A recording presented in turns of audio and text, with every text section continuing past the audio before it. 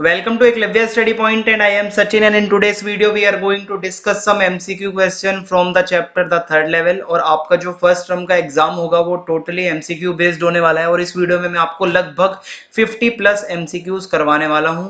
तो आइए आगे बढ़ते हैं।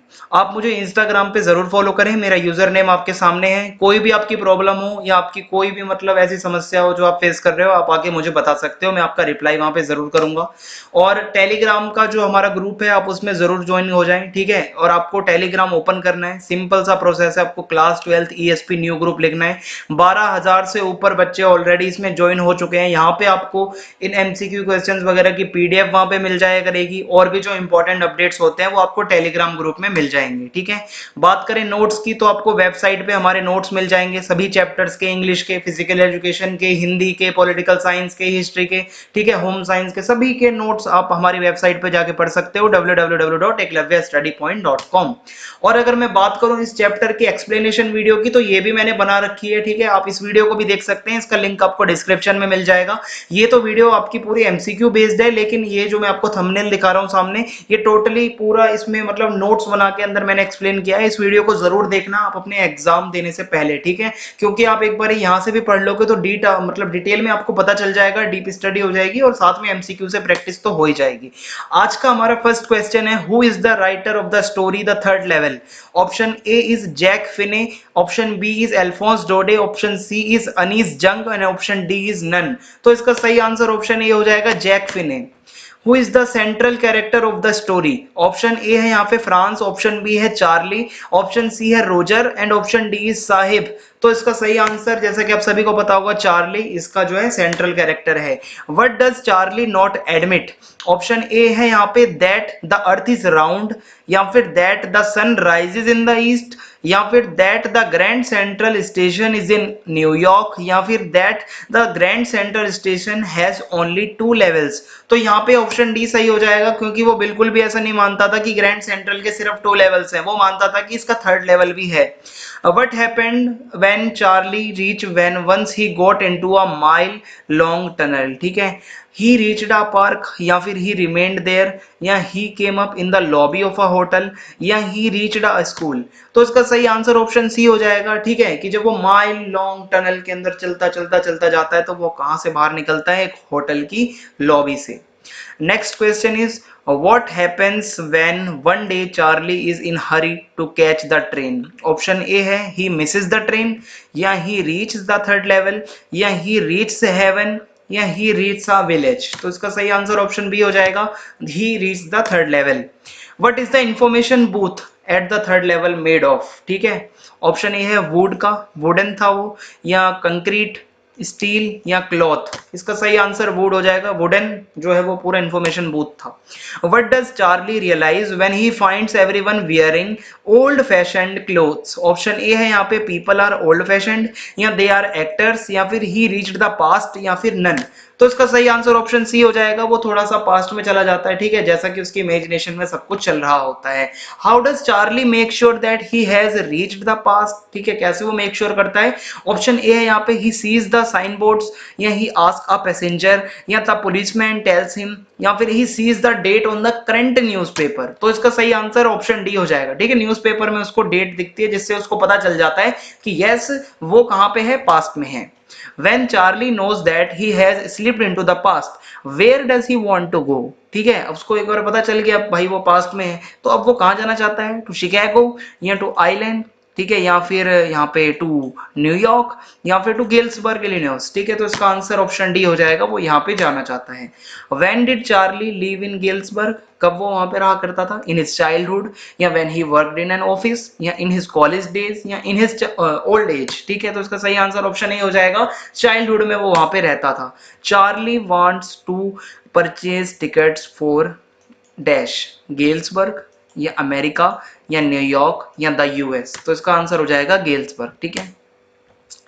Why does the booking clerk threaten to get Charlie arrested? Option A है he thinks Charlie is a thief, या he thinks Charlie is a robber, या Charlie tried to rob him, या ही thought that the notes offered by Charlie were fake. तो इसका answer option D हो जाएगा, क्योंकि वो बंदा जो था वो पास्ट का था, चार्ली के पास पैसे थे नए, तो उसने सोचा कि ये पैसे जो है वो फेक हैं, ठीक है।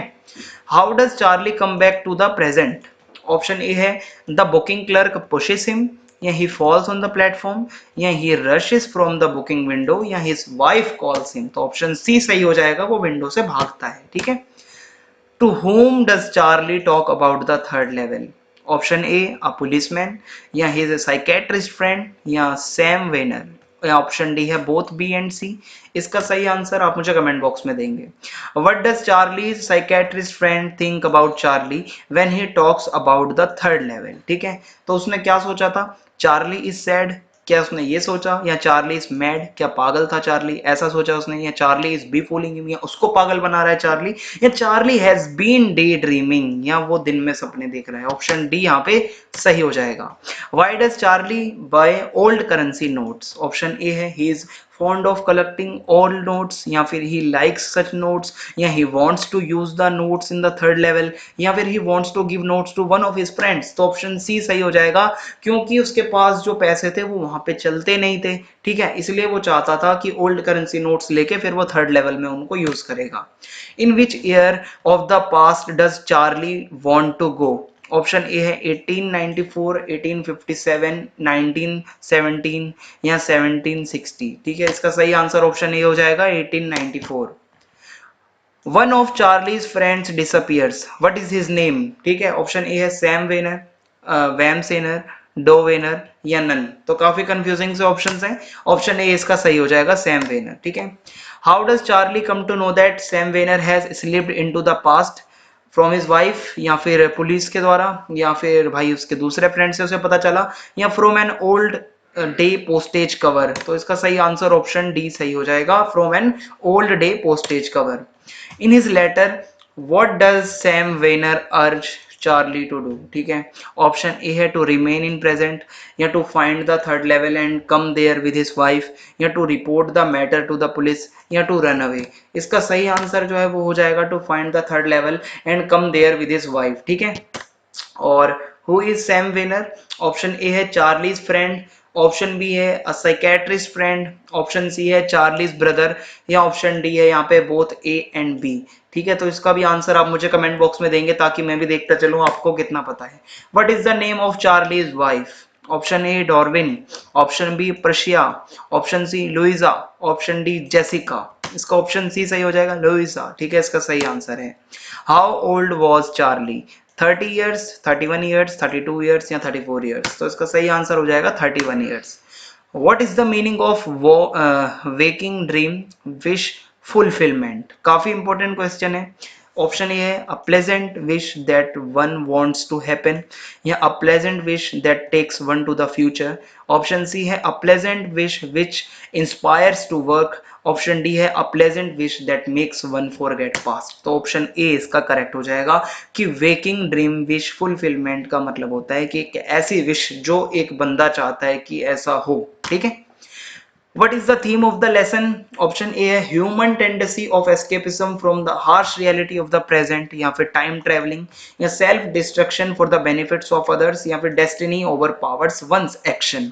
तो इसका सही आंसर ऑप्शन ए हो जाएगा ह्यूमन टेंडेंसी ऑफ एस्केपिज्म। जो हमारे आज के टाइम पे जो मॉडर्न वर्ल्ड में जो हार्श रियलिटीज हैं, जो प्रॉब्लम्स हम फेस करते हैं, उनसे किस तरीके से ह्यूमन एस्केपिज्म की तरह एक अपनी ये टेंडेंसी बनाए हुए है कि मतलब वो इस वर्ल्ड में नहीं जीना चाहता, इसीलिए वो काफी ज्यादा स्ट्रेस में आके चार्ली अपने दिमाग में इमेजिनेशन बनाता है थर्ड लेवल की, जहां पे सिर्फ और सिर्फ क्या है, पीस है, ठीक है। Sam had purchased old style currency for dash dollars, कितने डॉलर में खरीदी थी? ऑप्शन ए है 1000, 8000, 800, या 900। तो ऑप्शन सी सही हो जाएगा 800। Who has signed that letter which Charlie found in his stamp collection? Option A है चार्लीज वाइफ, ऑप्शन बी है चार्लीज फादर, या सैम, या नन ऑफ द अबोव। तो इसका सही आंसर सैम हो जाएगा, ठीक है। Why did the clerk refuse to accept money? Because clerk refused to accept money because it was currency of modern times, या because it was old currency, या both A and B, या none. तो इसका सही answer option A हो जाएगा। देखो Charlie जो करेंसी जो पे कर रहा था उसमें वो थी मॉडर्न टाइम की, और वो जो जिस टाइम में घूम रहा था उसके हिसाब से वो था पास्ट का टाइम, तो इसलिए उसने जो वहां का क्लर्क था वो नहीं पैसे लिया वहां पे उससे, ठीक है। द रीजन, ठीक है, the reason reaching the third level by the narrator is the third level was recently made, या he has been using third level daily, या he wanted to explore new things, या he wanted to escape from worries and tensions। तो option D यहाँ पे सही हो जाएगा, जैसा कि अभी मैंने आपको समझाया भी था। Why did Sam want to start a feed and grain business in 1894? Option A है hated his current profession, या wanted to escape the frustration of modern life, या wanted to leave his friends company, या wanted to earn more money। तो option B सही हो जाएगा, जो उसकी मॉडर्न लाइफ की फ्रस्ट्रेशंस थी, ठीक है, उनसे बचने के लिए वो कहीं ना कहीं इस चीज को स्टार्ट करना चाहता था। The phrase try to skin means option A try to cheat, try to conceal, try to show, या ट्राई टू क्लैरिफाई, ठीक है, क्लैरिफाई। तो ऑप्शन ए सही हो जाएगा, इसका मतलब है ट्राई टू स्किन का try to cheat.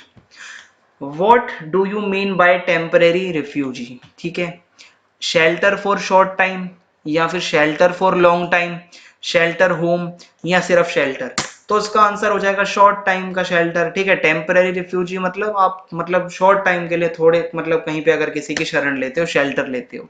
Charlie decided to go to Galesburg to find peace, या बाय द थिंग्स चीपर, या मीट सैम, या मीट हिज ग्रैंडफादर। तो ऑप्शन ए सही हो जाएगा, पीस चाहता था चार्ली, जैसा कि अभी बताया था मैंने। According to Sam the dash is full in the dash is full of insecurity, fear, war and worries. क्या है ऐसा, वर्ल्ड, या गेल्सबर्ग, या चार्ली, या नन। तो वर्ल्ड यहाँ पे सही आंसर हो जाएगा। ये दुनिया बहुत ज्यादा इनसिक्योरिटी से भरी हुई है, बहुत ज्यादा फियर से भरी हुई है, war, worries, sadness, tension, stress, ठीक है, सारी चीजें इस वर्ल्ड के अंदर है modern. It so happened that entered into a mile-long dash and came out in the lobby of Roosevelt Hotel। ठीक है, तो इस डैश में क्या आना चाहिए, टनल, रूट, रूम, या होटल। तो इसमें सही आंसर टनल होगा, क्योंकि जब वो जाता है entered into a mile long tunnel, ठीक है, वो काफी जो मील लंबी जो टनल थी, तो डैश में टनल आएगा। What was Sam invited for according to the letter? For a party, for a wedding, या for a birthday party, या फिर for a lemonade party। तो ऑप्शन डी सही हो जाएगा, ठीक है, लेमोनेड पार्टी के लिए उसको वहां पे इनवाइट किया गया था। What convinced Charlie that he had reached the third level Grand Central Station and not the second level?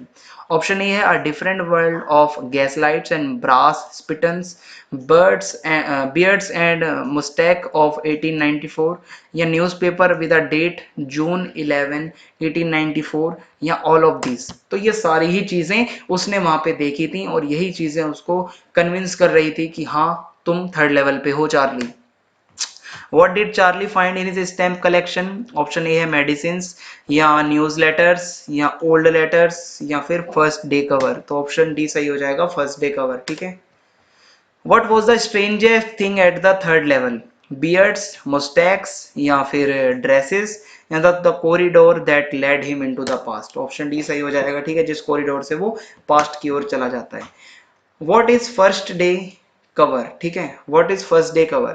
Option A a new stamp gets the postmark and date, या फिर a gift, या a gift wrapper in a beautiful wrapper। तो इसका सही answer option A हो जाएगा। First day cover क्या होता है, a new stamp gets the postmark and date, that is called first day cover। Does the third level really exist at Grand Station? Yes, yeah, yes, there were 3 levels, या no, there were only 2 levels at the station and none। तो इसका answer option C हो जाएगा, क्योंकि grand central पे only 2 levels थे, ठीक है, थर्ड लेवल उसने अपने आप से इमेजिन किया हुआ था। Who was Sam in the third level? Option A है अ डॉक्टर, ऑप्शन बी है a friend, option C a psychiatrist and a friend of Charlie, and option D है नन। तो ऑप्शन सी सही हो जाएगा, वो एक साइकेट्रिस्ट भी था और साथ ही साथ चार्ली का एक दोस्त भी था। Who had sent the first day cover and when? Sam's father, Sam's uncle, Sam's friend, या Sam a psychiatrist in 1894। तो ऑप्शन डी सही हो जाएगा, ठीक है, क्योंकि यहाँ पे when का भी मतलब क्या है कि टाइमिंग बतानी है भाई, आपको डेट बतानी है, कब का है, ईयर वगैरह बताना है। तो ऑप्शन डी सही हो जाएगा यहाँ पे।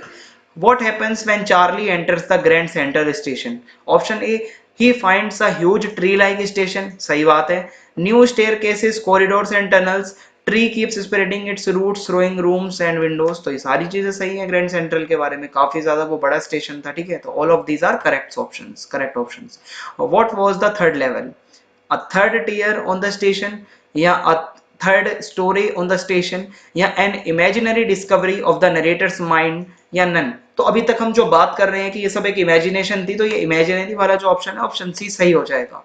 How many levels were there in Grand Central? Option A है यहाँ पे 2, ऑप्शन बी है 1, ऑप्शन सी है 3, ऑप्शन डी है 5। तो इसका सही आंसर ऑप्शन ए हो जाएगा 2। सिर्फ 2 लेवल्स थे, थर्ड लेवल उसकी इमेजिनेशन थी। इसी के साथ ये चैप्टर यहाँ पे फिनिश होता है। अगर आपको वीडियो पसंद आई हो तो आप चैनल को सब्सक्राइब करना ना भूलें, बेल आइकन को दबा दें ताकि आने वाले वीडियोस के अपडेट्स आपको मिलते रहें। और इंग्लिश का मैंने पूरा कोर्स लगभग पढ़ा रखा है, उसका लिंक आपको डिस्क्रिप्शन में मिल जाएगा, आप जाके उसको देखिए ताकि आपके अच्छे मार्क्स आए, और वीडियो को ज्यादा से ज्यादा शेयर कर दीजिए। जय हिंद, जय भारत, धन्यवाद।